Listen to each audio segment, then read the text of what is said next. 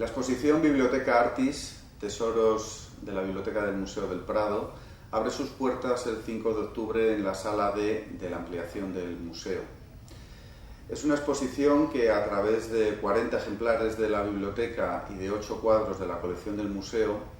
quiere mostrar el importante fondo bibliográfico antiguo que se ha ido formando en la biblioteca del museo en los últimos años, y al mismo tiempo mostrar las estrechas relaciones que existen entre este fondo y la colección pictórica del museo.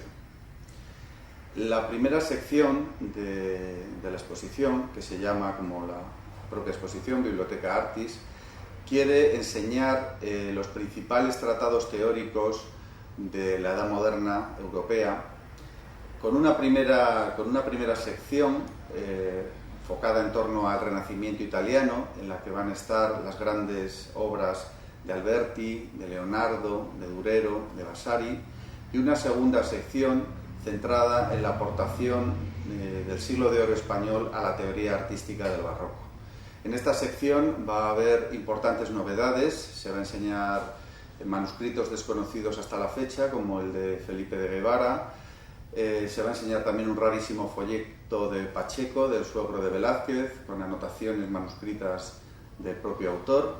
y también una de las planchas calcográficas que se utilizaron para las ilustraciones del célebre Museo Pictórico de Palomino. La segunda sección de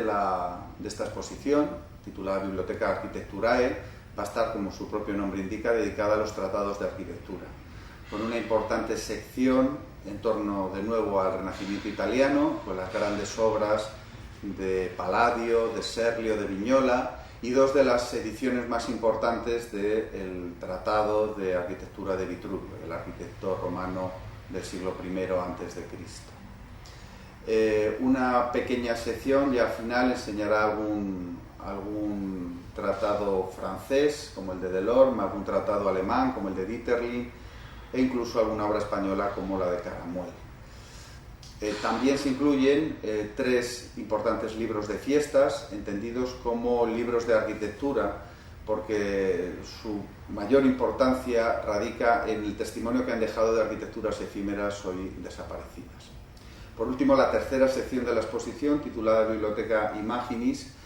se dedica a mostrar las fuentes visuales que necesitaron los artistas para realizar sus obras a lo largo del Renacimiento y del Barroco. A su vez se divide en 4 muy pequeñas subsecciones, una primera con cartillas de dibujo, con ejemplares italianos y españoles bastante raros, otra pequeña sección en torno al mundo del retrato, los grandes repertorios de retratos que sirvieron a los pintores para realizar sus cuadros, una tercera sección dedicada a las fuentes textuales que necesitaron los artistas, con algún libro de emblemática,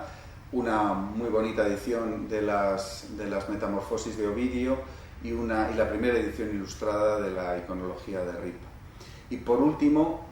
una pequeña sección con solamente 2 obras, que quiere apuntar la enorme importancia que tuvieron los libros a la hora de difundir tanto los cuadros sueltos como los grandes conjuntos pictóricos de la Edad Moderna europea por todo el mundo.